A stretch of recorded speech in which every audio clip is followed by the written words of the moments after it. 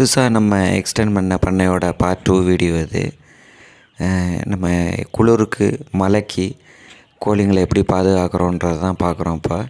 இதெல்லாம் வந்து நான் கோழி தீவனங்கள் வாங்கின சாக்கு பைகள். அதை நம்ம வந்து சும்மா ஸ்டாப்லர் பின் வச்சு, பெரிய ஸ்டாப்லர் வச்சு அடித்து அழகா நம்ம ஒரு பாதுகாப்பான ஒரு அமைப்பை உருவாக்கியிருக்கோம். இதை மீறி வந்து உங்களுக்கு வந்து பனி போகாது. நம்ம கோழிங்களுக்கு வந்து பியூர் ஃபீடு தான் கொடுத்துட்ருக்கோம் இன்ன வரைக்கும். அப்போ தான் கோழி குஞ்சுகள் ஆரோக்கியமாக வளரும். இதில் இருக்க சோனாலி கோழி குஞ்சுகள் எல்லாமே சேல்ஸுக்கு தான் இருக்குது. இதில் பார்த்திங்கன்னா 1.5 மாதம், 1 மாதம், 2, 3 இப்படி மாதங்கள் கணக்கில் மொத்தமாகவே விட்ருக்கோம். ஏன்னா இது ஒன்றுக்கு ஒன்று கொத்திக்காது அப்படின்றதுக்காக, ஒரு எக்ஸாம்பிளுக்காக. இது எல்லாமே சேல் தான்.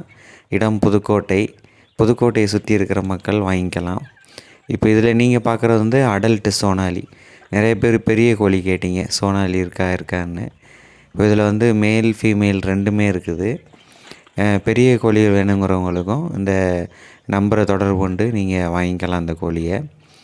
ஆமாம், இது நம்ம பார்ட் 2 வீடியோ இது. அதிகமான எதிர்ப்பு சக்தி கொண்ட சோனாலி கோழி குஞ்சுகள் நம்ம சிறுவிடையை விட நல்ல எதிர்ப்பு சக்தி கொண்டது. நம்ம உள் அமைப்பு இப்படி தான் இருக்குது பாருங்கள். நம்ம சாக்கு தைச்சி போட்டோம்ல, அது உள்ளே பிரிண்டட் எல்லாத்தையும் உள்ளே வச்சிட்டோம். இப்போ வெயில் அடிக்குதுன்றதுனால கொஞ்சம் காத்தோட்டமாக இருக்கட்டும்னு வெளியில் இருக்க சாக்கை தூக்கி வச்சுருக்கோம். 2 லைன் கயிறு வச்சுருக்கோம்.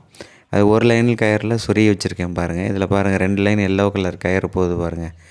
இப்படி எவ்வளோ காற்றடித்தாலும் அந்த சாக்கு வந்து தூக்கிக்காது.